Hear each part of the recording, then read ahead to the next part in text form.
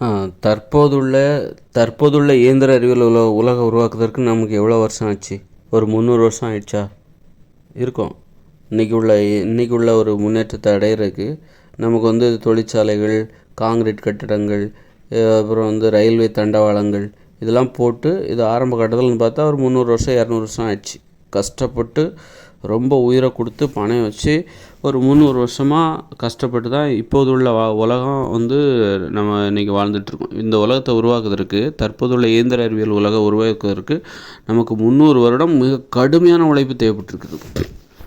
இன்றைக்கி காங்கிரீட் கட்டடங்களாக இருக்குதே, மக்களுடைய குடியிருப்புகள், சாலைகள், தொழிற்சாலைகள், இது எல்லாத்தையும் உருவாக்குறதுக்கு, பாலங்கள், தொழிற்சாலைகள் எல்லாத்தையும் உருவாக்குவதற்கு ஒரு 300 வருஷம் ஆயிடுச்சுன்னு வச்சுக்கோங்க. ஆனால் 2040க்கு பிறகு இது ஒரு உலகம். இப்போ வாழ்கிறது ஒரு செயற்கை உலகம். இது பேர் செயற்கையான உலகம். செயற்கைனா இயற்கைக்கு ஆப்போசிட் செயற்கைன்னு நினச்சிக்காதீங்க. செயற்கைன்னா அது செயற்கை தான். இயற்கையிலேருந்து அது பன்மடங்கு வலிமையானது. அதனால தான் அது செயற்கை. இயற்கை என்பது எளிமையோடு தொடர்புடையது. எளிமையானது தான் இயற்கை. செயற்கையானதுங்கிறது ரொம்பவும் வலிமையானது. ஒப்பிடவே முடியாது. எளிமையோடு ஒப்பிட முடியாது. பல 100 மடங்கு வலிமையானது. அதுதான் செயற்கை. நம்ம எதெல்லாம் செயற்கைன்னு சொல்கிறோமோ, இயற்கைக்கு எதிர்ப்பதம் தான் செயற்கைன்னு நினச்சிடாதீங்க. இயற்கையோடலாம் அதை ஒப்பிடாதீங்க. செயற்கையானதுன்னா அது செயற்கையானது மட்டும் கிடையாது. அது பல மடங்கு, ஒப்பிடவே முடியாத அளவுக்கு பல மடங்கு வலிமையானது. இந்த உலகம் செயற்கையானது நான் சொல்கிறேன் அப்படின்னா, அது பல மடங்கு வலிமையானது. கஷ்டப்பட்டு உயிரை கொடுத்து உயிரை பணயமாக வச்சு உருவாக்குனது தான் இந்த உலகம், தற்போதுள்ள இயந்திர அறிவியல் உலகம். இதை உருவாக்குவதற்கு நமக்கு ஒரு 200-300 வருஷம் ஆயிடுச்சு. அதற்காக நம்ம கடினமாக வேறு உழைப்பை கொடுத்துருக்கோம். அடிமைகளாக உழைச்சிருக்கோம். உயிரை தியாகம் செஞ்சு உழைச்சிருக்கோம். அவ்வளோ கஷ்டப்பட்டு உருவாக்கியிருக்கோம். ஆனால் 2040க்கு அப்புறம் இப்படி கஷ்டப்பட்டு உருவாக்குன இந்த உலகம் ஒரு கொஞ்சம் வருஷத்துலேயே செயலிழந்துடும். ஒரு பில்டிங்கை இடிக்கிறாங்கல்ல, ஏதாவது வெடிகுண்டை வச்சு டெமாலிஷ் பண்ணுறாங்கல்ல, அப்போ என்ன ஆகுது? ஒரு செகண்டில், ஒரு நிமிஷத்தில், ஒரு சில நிமிடங்களில் அப்படி இடிஞ்சு போகுதில்ல. அதே மாதிரி தான். அதை கட்டுறதுக்கு அவங்க ரொம்ப திட்டமிடல், உழைப்பு எல்லாம் கொடுத்து பண்ணிடுவாங்க. ஆனால் அதை இடிக்கும்போது அதுக்கு ஒரு மாதம் வேலை நடக்கும். அது ஒரு எளிமையாக தான் நடக்கும். அப்புறம் இடிக்கும்போது ஒரு 2-3 நிமிஷத்தில் இடிச்சிட்டு போயிடுவாங்க. அதே மாதிரி தான் இந்த இயந்திர அறிவியல் உலகம் உருவாக்குறதுக்கு கஷ்டப்பட்டு உருவாக்குனாங்க. 250 வருஷத்துக்கு மேலே உருவாக்குனாங்க கஷ்டப்பட்டு. ஆனால் அது செயலிழக்கும் போது குயிக்காக அதாவது இடிஞ்சு போகாதுன்னு நான் சொல்லலை, இடிஞ்சு போயிடும்னு நான் சொல்லலை, செயலிழக்கும். இதோட இயக்கம் நிறுத்தப்பட்டு விடும். மின்சாரம் துண்டிக்கப்படும். தொழிற்சாலைகள் மூடப்பட்டு விடும். இந்த இயக்கம் மக்கள் எல்லாரும் இந்த வேலையை விட்டுருவாங்க. இந்த வேலையை விட்டுட்டு உணவு உற்பத்தி செய்கிற விளைநிலங்களை நோக்கி, சமவெளிகளை நோக்கி ஓட ஆரம்பிச்சிருவாங்க. இது செயலிழக்க போகுது, இதுக்கு எதிராலுமே கிடையாது அப்படின்னு தெரியும்போது என்ன பண்ணுவாங்கன்னா, இதை விட்டுட்டு போயிட்டு விளைநிலத்துக்கு விளைநிலம் எங்கே சமவெளி இருக்குது, இப்போவே அதற்கான வேலைகளை ஆரம்பிச்சிருவாங்க. இப்போ நான் சொல்கிறேன், நிறைய பேர் இதை ஏற்றுக்க மாட்டாங்க, நிறைய பேர் ஏற்றுப்பாங்க. ஏற்றுக்கிறதுக்கு ஒரு கூட்டம் வரும், ஏற்றுக்காதவங்க இதை நான் சொல்கிறத உண்மைன்னு நம்புகிறாங்க பாருங்கள். அப்புறம் இதை உண்மைதான் சொல்கிறவங்க நிறைய பேர் வருவாங்க நான் சொல்கிறது. அப்போது மக்கள் இதெல்லாம் கவனிப்பாங்க. இது உண்மைன்னு உணரும்போது மக்கள் உண்மைன்னு உணர்ந்துட்டு அவங்கவுங்க வேலையை பார்த்துட்டு இருக்க மாட்டாங்க வழக்கமாக. அதுக்கு வேலைகளை அதற்கான விளைவுகள்னு ஒன்று இருக்குது. என்ன பண்ணுவாங்க, நிலத்தை இப்போவே திட்டமிட ஆரம்பிச்சிருவாங்க. அதை பற்றி பேச ஆரம்பிச்சிருவாங்க. அரசாங்கத்துக்கு கோரிக்கை வைக்க ஆரம்பிச்சிருவாங்க. கோரிக்கை வச்சு இந்த மாதிரி நடக்க போகுதுன்றாங்க, அதை பற்றி என்னென்னு யோசிங்க, இப்போவே அதற்கான இதை உருவாக்குங்க, நான் இந்த அப்படின்னு சொல்லிட்டு மக்கள் போராட்டம் பண்ண ஆரம்பிச்சிருவாங்க. மக்களோட எதிர்பார்ப்பு அப்படியா இருக்குதுன்னு அரசாங்கம் உணர ஆரம்பிச்சிடும். உலக நாடுகள் அளவில் இது உலக நாடுகள்லாம் சேர்ந்து ஒரே மாதிரியான ஒரு செயல்பாட்டை நம்ம செய்ய போகிறோம். இந்த இயந்திர அறிவியல் உலகத்தை இப்போ நம்ம உள்ள இயந்திர அறிவியல் இதையும் ஒரே மாதிரி தான் உருவாக்குனாங்க. உலகம் முழுக்க இந்த முன்னேற்றம் நடைபெற்றது. இப்போ மின்சார உற்பத்தி எல்லா நாட்டிலையும் தான் இருக்குது. எல்லா நாட்டிலையும் காங்கிரீட்டில் கட்டடம் கட்டினாங்க. விண்வெளி ஆராய்ச்சி எல்லா நாட்டிலையும் தான் இருக்குது. இந்த முன்னேற்றம் எப்படி உலகம் முழுக்க இருந்ததோ அதே மாதிரி 2040க்கு அப்புறம் இந்த செயலிழப்பும் ஒரே மாதிரி இருக்கும் உலகம் முழுக்க. அதற்கப்புறம் உருவாக போகிற இயற்கையோடு இணைந்த மனித வாழ்க்கைக்கு, அந்த வாழ்க்கையை வாழ்வதற்கு ஒரு உலகம் தேவை. ஒரு கட்டமைப்பு தேவை, ஒரு திட்டமிடல் தேவை. அந்த திட்டமிடலும் உலகம் முழுக்க ஒரே மாதிரி நடக்கணும்னு நான் சொல்கிறேன். அப்போது ஒரே மாதிரி ஒரே திட்டமிடல், நான் சொல்கிற அந்த வரைபடத்தை உலகம் முழுக்க நீங்கள் வைக்கலாம். அது ஒரு இயற்கை விதிமுறை, ஒரு கண்டுபிடிப்பு. அப்படிங்கும்போது அந்த கண்டுபிடிப்பு உலகம் முழுக்கும் பொதுவானது தான். எந்த ஒரு கண்டுபிடிப்பும் அது உலகம் முழுக்க அந்த மாதிரியான ஒரு கண்டுபிடிப்பு, உலகளாவிய கண்டுபிடிப்புனாலே அது ஒரு பொதுவானது தான், எல்லாருக்கும் அது பொருந்தும். அறிவியல் பூர்வமான கண்டுபிடிப்பு அது. அப்படிங்கும்போது நான் அந்த கண்டுபிடிப்பை நீங்கள் உலகம் முழுக்க அதை உருவாக்குறதுக்கு அந்த கண்டுபிடிப்பை வச்சு ஒரு புதிய உலகை உருவாக்குவது ரொம்ப எளிது. அதாவது இயற்கையோடு இணைந்த மனித வாழ்க்கைக்கு தேவையான நான் கண்டுபிடித்த அந்த புதிய உலகை இந்த உலகில் உருவாக்குவதற்கு ரொம்ப ஒரு 20 வருஷம் போதும். 20 வருஷம் அல்ல 10 வருஷம் போதும். ஏன்னா நான் சொல்ல எளிமையாக வாழ்வதற்கு தான் நான் ஒரு உலகை வடிவமைச்சிருக்கேன். இயற்கையோடு இணைந்த மனித வாழ்க்கை, எளிமையான அந்த மனித வாழ்க்கை, பொது உடைமை நடைமுறையை அடிப்படையாக கொண்டது. நல்லா கவனிச்சிங்க, பொது உடைமை நடைமுறையை அடிப்படையாக கொண்டது. அங்கே ஏற்றத்தாழ்வுகள் கிடையாது. ஒருத்தருக்கு அதிகமான விளைநிலம், இன்னொருத்தருக்கு குறைவான விளைநிலம் கிடையாது. ஒருத்தருக்கு அதிகமான குடியிருப்பதற்கு அதிகமான நிலம், இன்னொருத்தருக்கு அப்படி கிடையாது. எல்லாத்துக்கும் ஒரே மாதிரி, பாரபட்சமே கிடையாது, சமத்துவம். இன்னும் நிறைய நடைமுறைகள் இருக்குது. அவங்க எப்படி மக்கள் தங்களுடைய தலைவர்களை தேர்ந்தெடுப்பாங்க, அது எல்லாத்துலேயும் ஒரு சமத்துவம் இருக்கணும், இயல்பான தன்மை இருக்கணும், செயற்கையாக கஷ்டப்படக்கூடாது. அந்த மாதிரி எல்லாமே ஒரு இதற்கு மேலே எளிமைன்னு ஒன்றுமே கிடையாது அப்படிங்கிற மாதிரி அதை நான் பின்னாடி சொல்கிறேன். அப்போது இந்த நாம் வாழ்ந்துக்கிட்டு இருக்கிற இந்த இயந்திர அறிவியல் உலகம் உருவாக்குவதற்கு நமக்கு 250 வருஷம் ஆச்சு, 300 வருஷமாச்சு கூட ஆச்சு. ஆனால் ரொம்ப கஷ்டப்பட்டு வேற உழைச்சோம், உயிரை பணயமாக வச்சு உழைச்சோம், முரட்டுத்தனமாக உழைச்சோம். ஆனால் நான் சொல்கிற அந்த இயற்கையோடு இணைந்த மனித வாழ்க்கை இருக்குல்ல, அந்த வாழ்க்கை வாழ்வதற்கான ஒரு உலகம், அதை உருவாக்குவதற்கு நமக்கு 10-20 வருஷம் போதும். திட்டமிட்டு பண்ணோம் அப்படின்னா அதை உருவாக்குவதற்கு நமக்கு 10-20 வருஷம் போதும். இப்போது அப்போது இயற்கையோடு இணைந்த மனித வாழ்க்கையில் ஒரு கூட்டு குடும்பத்திற்கு 1 ஏக்கர் 1 ஏக்கர் நிலம் ஒதுக்கிடணும். ஒரு கூட்டு குடும்பத்தின் பரப்பளவு 1 ஏக்கர் நிலம். அந்த நிலத்தில் 16 பேர் இருப்பாங்க அப்படின்னு நம்ம சொல்கிறோம். 8 குடும்பங்கள் அப்படின்னா அப்போ 4 பேர் கொண்டது ஒரு குடும்பம், ஒரு 3 பேர் கொண்டது ஒரு குடும்பம், 2 பேர் கொண்டது ஒரு குடும்பம், இப்படி 8 குடும்பங்களுக்கும் வெவ்வேறு உறுப்பினர்கள் இருப்பாங்க, வெவ்வேறு உறுப்பினர் எண்ணிக்கை இருப்பாங்க.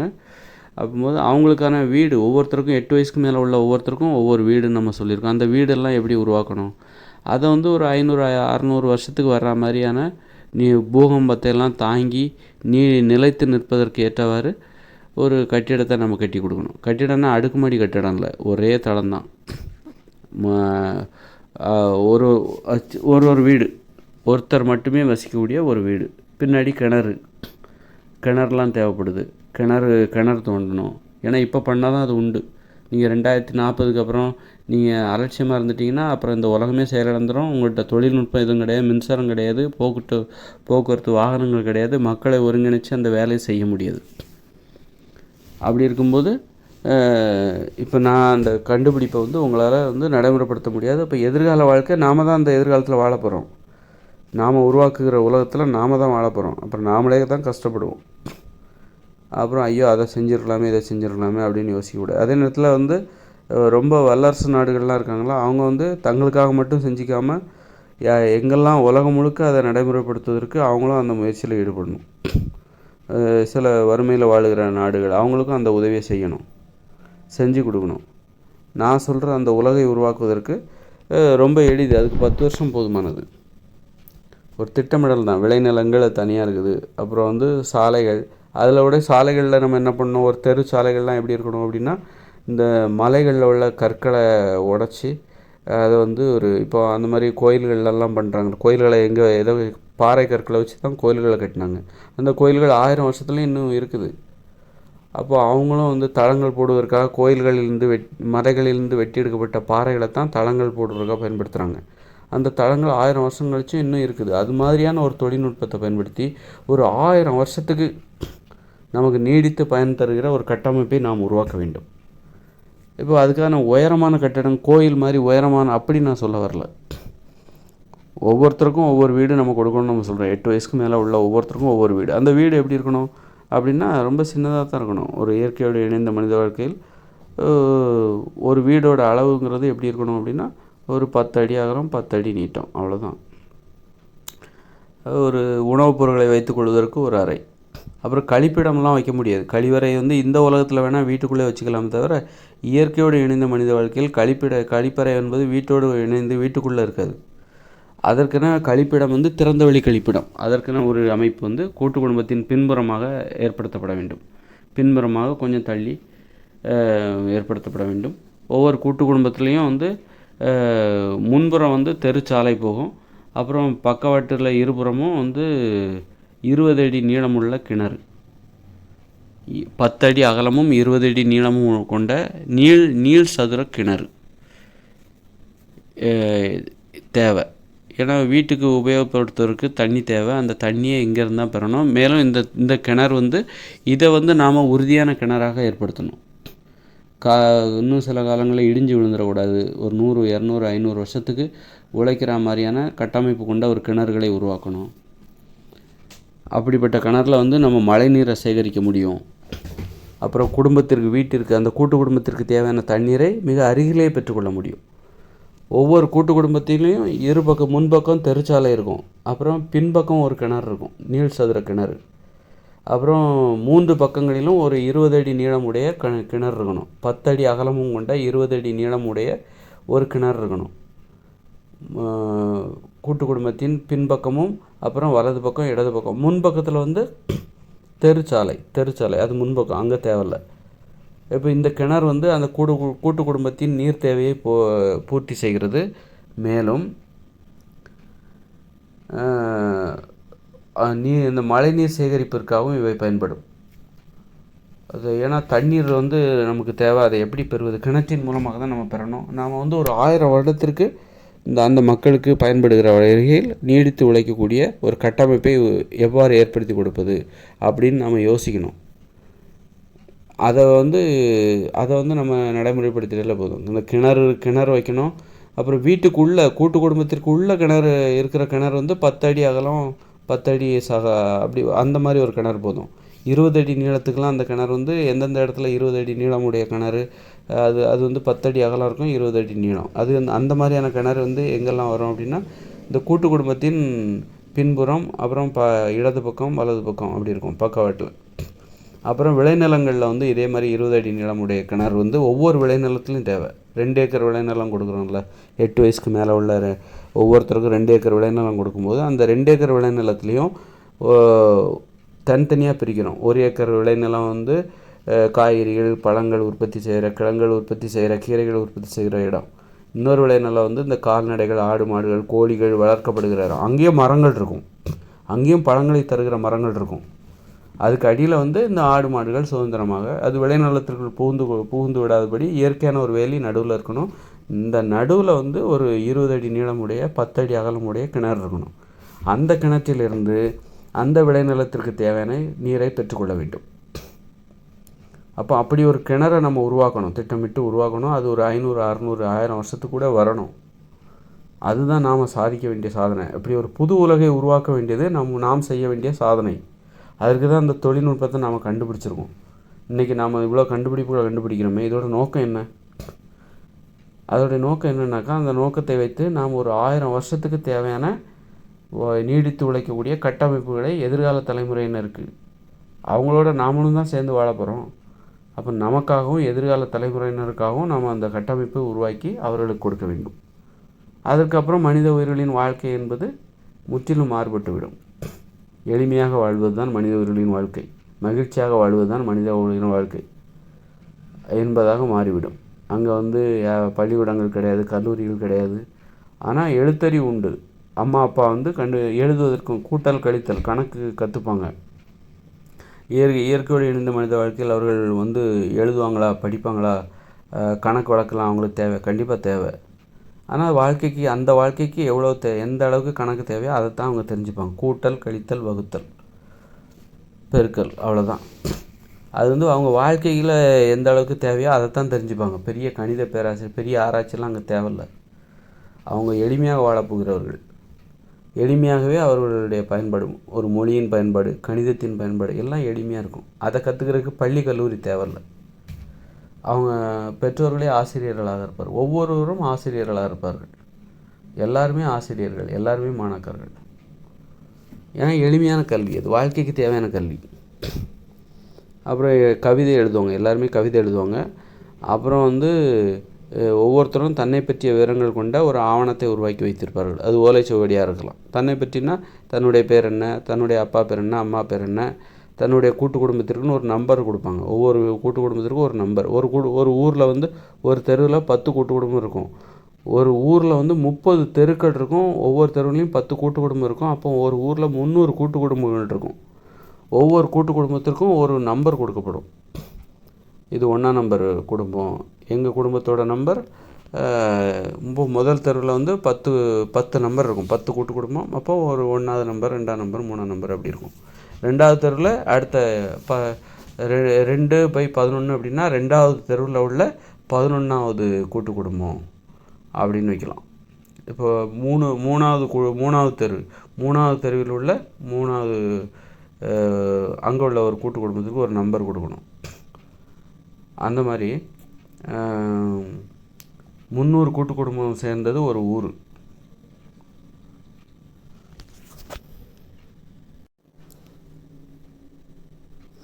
முப்பது தெருக்கள் கொண்டது ஒரு ஊர். ஒவ்வொரு தெருவுலையும் 10 கூட்டு குடும்பம் இருக்கும். ஒவ்வொரு கூட்டு குடும்பத்துலேயும் 8 குடும்பங்கள் இருக்கும்.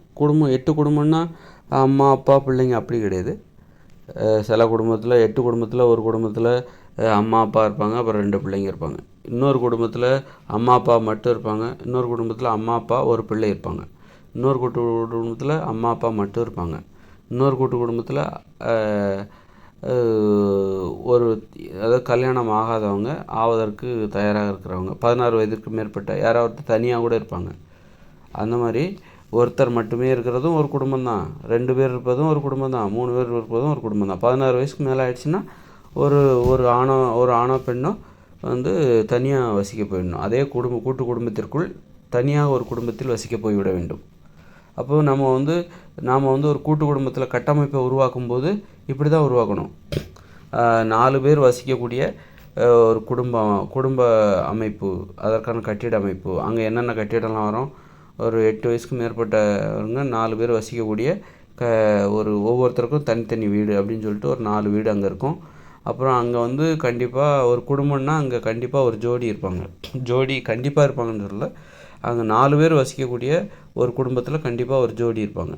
ஒரு அம்மா அப்பா, அவங்க கணவன் மனைவி அவங்க. அப்போ அவங்க காதல் செய்வதற்குன்னா அங்கே ஒரு காதல் வீடு என்பது இருக்கும். ஒரு குடும்பத்தில் காதல் வீடு. ஏன்னா ஒருத்தர் வீட்டுக்குள்ளே இன்னொருத்தர் போகக்கூடாது.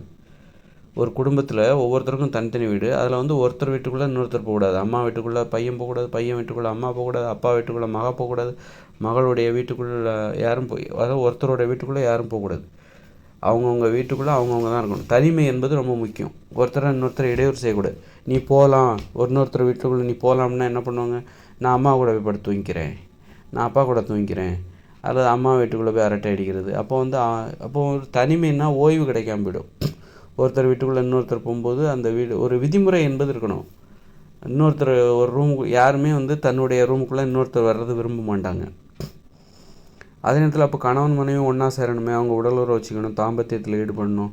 அப்போ அதுக்கு தான் வந்து காதல் வீடுன்னு இன்னொரு வீடு ஒரு குடும்பத்துக்குள்ளே தனியாக இருக்கணும். அங்கே வந்து 2 பேருமே அந்த கணவன் மனைவி, அந்த குடும்பத்தில் உள்ள கணவன் மனைவி, அதாவது அப்பா அம்மா இருப்பாங்களோ அவங்க போய் உடலுறவு வச்சுக்கிறது, தாம்பத்தியத்தில் ஈடுபடுறது, அந்த வேலையை வந்து அந்த ரூமில் பண்ணிக்கணும்.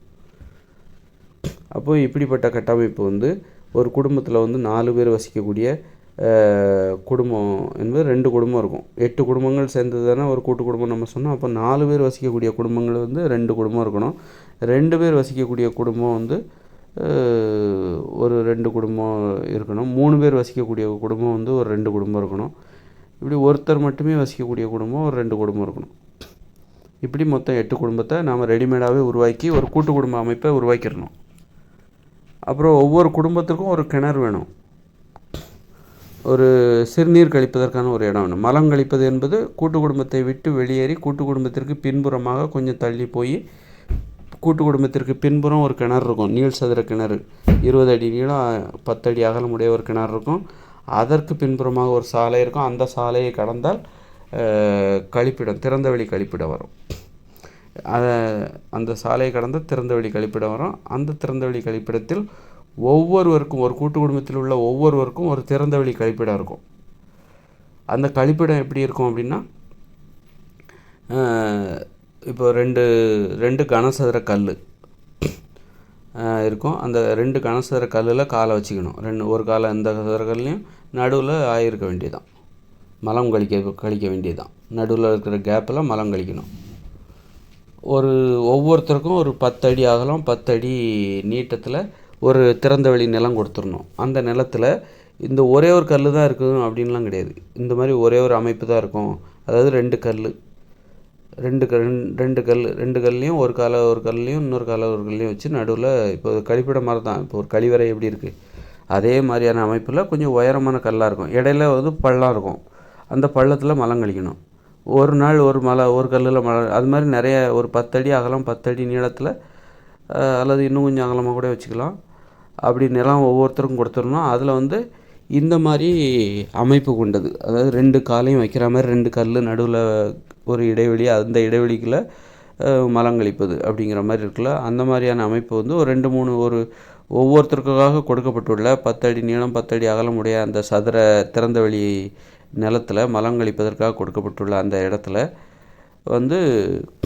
ஒரு 4-5 கல்லாவது இருக்கணும். ஒரு 10 கல்லாட்சி இருக்கணும். 10 கழிப்பறையாவது இருக்கணும், திறந்த வெளி கழிப்பறை.